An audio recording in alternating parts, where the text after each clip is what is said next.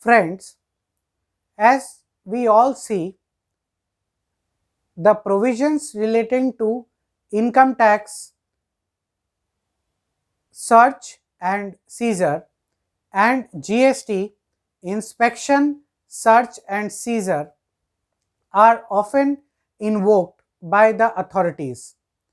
In income tax, while the provisions relating to search, seizure or survey are quite elaborate and covered under section 132 and 133A of the Act, in GST, all the provisions relating to inspection, search and seizure are imbibed under section 67.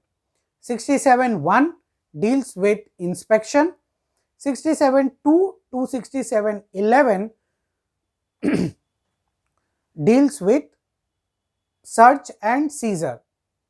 Well, in all of these provisions, one important point is there that all of these provisions have been built in or amended keeping in mind digital evidences. So, on your screen you can see there are around 15 to 16 items, which is also just a sample of what are the digital platforms which are being used.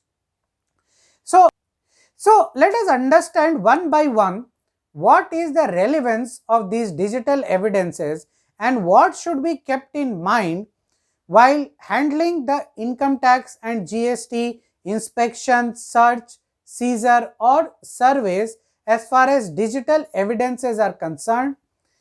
The CBDT has issued a 200-page manual which is available on the website of the CBDT, which might go through. It gives an elaborate presentation on these digital evidences. So friends,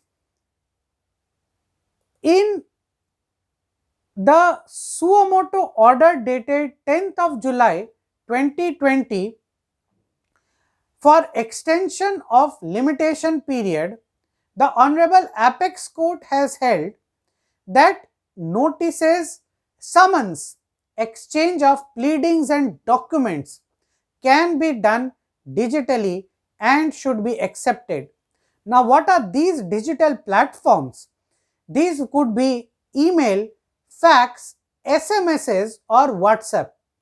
So, now even the notices can be served through WhatsApp and SMSs and then of course followed up by emails. However, one should keep in mind while dealing with the survey, search, seizure or inspection that in case the notices are delivered digitally, it has to be ensured that the notices are adequately served.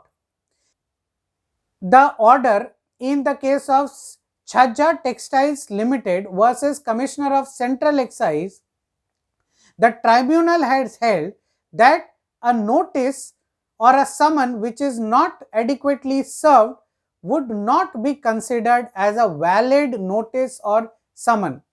So, in the Evidence Act itself, read with the Information Technology Act, it is understood that the originator of the digital communication must ensure as to how he would expect the recipient to receive such digital communication, and if such digital communication is not received as per the expectation of the originator, then it would be deemed that such digital communication has not originated itself.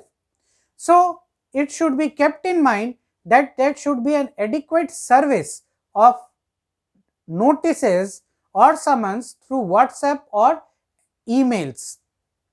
For example, we all know in WhatsApp there is a tick mark system, single tick, double tick, blue ticks, and even in emails there are various ways by which one can understand, the originator can understand that the notice has been adequately, or the communication has been adequately served on the counterparty.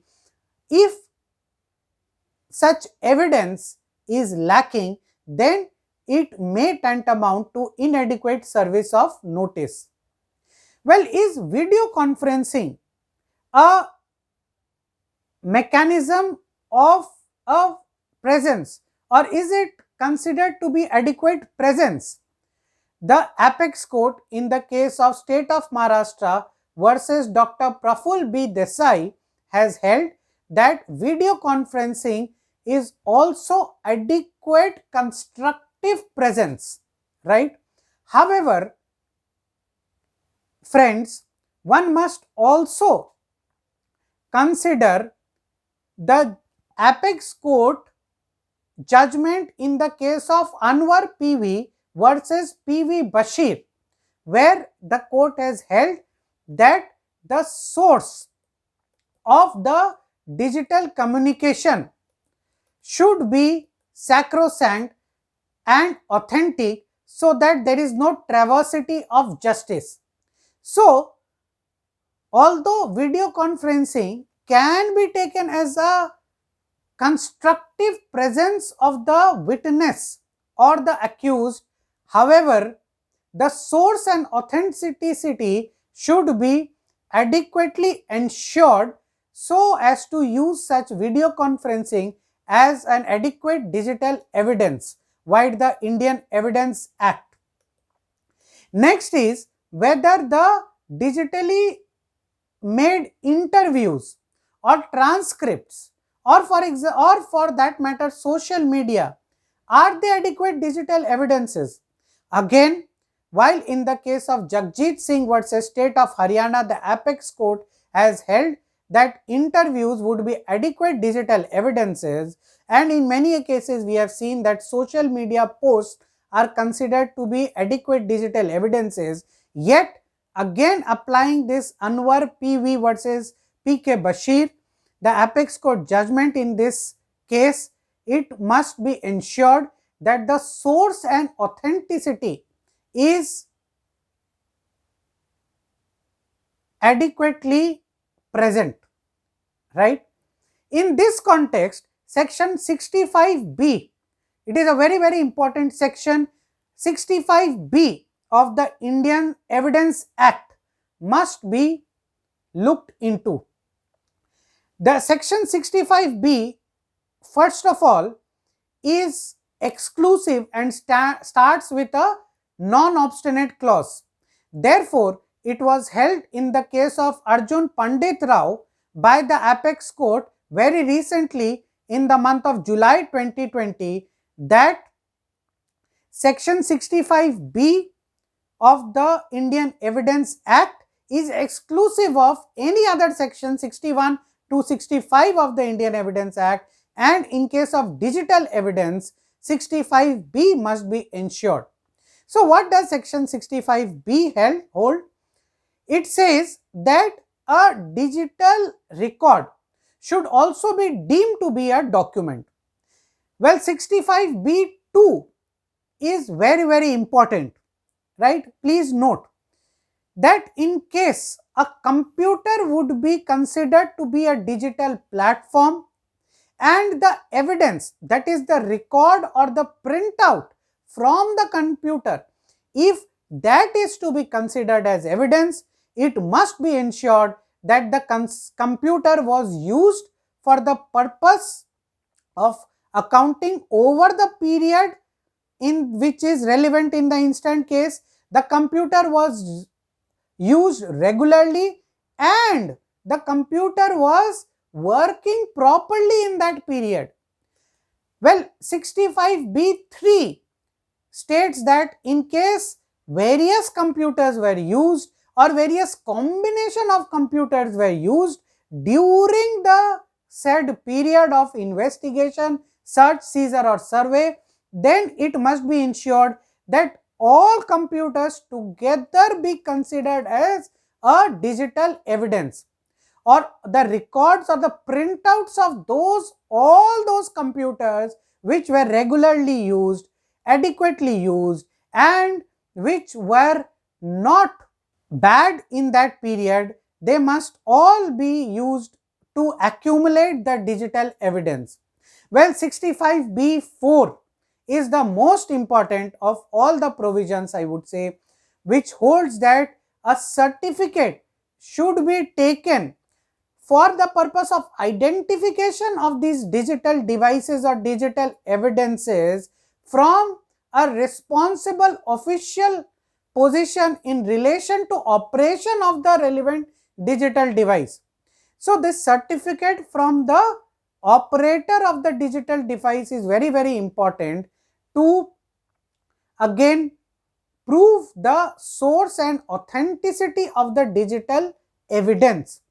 So, this 65B4 is very, very important, and the instant certificate is generally missed out during the operations which should be taken.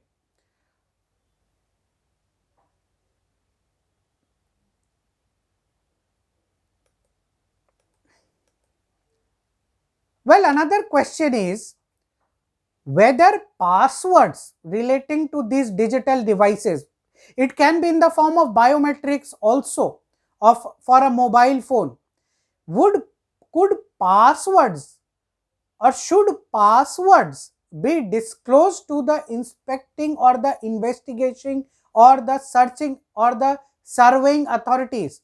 Well, the answer is yes, because it is adequately mentioned in section 132 or 133A of the Income Tax Act or section 67 of the GST Act that the concerned person who is found to be in possession of these digital records should afford the authorized officer the necessary facility to inspect the books of accounts and records, and in case a hindrance is caused for affording this necessary facility in the past form of not disclosing the password or the biometrics, well then IPC section 204 may be invoked. So yes, passwords are required to mandatorily be provided. Even in case of the data cloud, the password has to be mandatorily be provided to the inspecting or the investigating authorities. Well, digital or cyber forensic plays an important part in deciphering these digital evidences. Now, what is this cyber forensic or digital forensic? It is the identification of the device, which I said has to be done by 65B4, preservation of the device, and most important is analysis, documentation and presentation of the digital records from that device. So, the reporting or the data which is received from the device has to be adequately analyzed by the corresponding officers, and that is why while the CBDT manual is very, very clear that only the relevant records or digital records should be taken from the premises, yet many a times the investigating authorities, they resort to taking the entire digital records or the entire devices with them for the purpose of data forensic. So, analysis of the records, that is very, very important as a part of the cyber or digital forensics. So, friends, to sum up, now while we are going digital, even the Apex Court, while it various rulings has held that digitally served notices, summons and digitally served records are adequate service. However, the tribunals have held that the notice or record should be adequately served, and hence the originator has to ensure that it brings out guidelines for service of such notices or documents.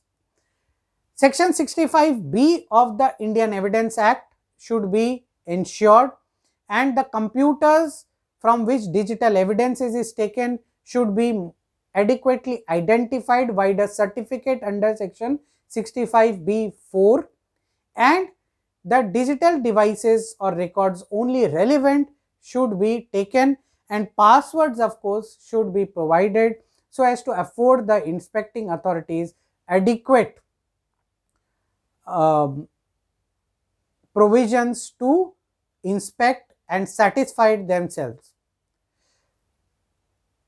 Thank you very much for hearing, and for our other videos please log on to this channel of ours, and there are other videos on income tax and GST.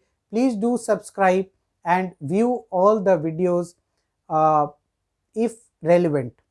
Thank you.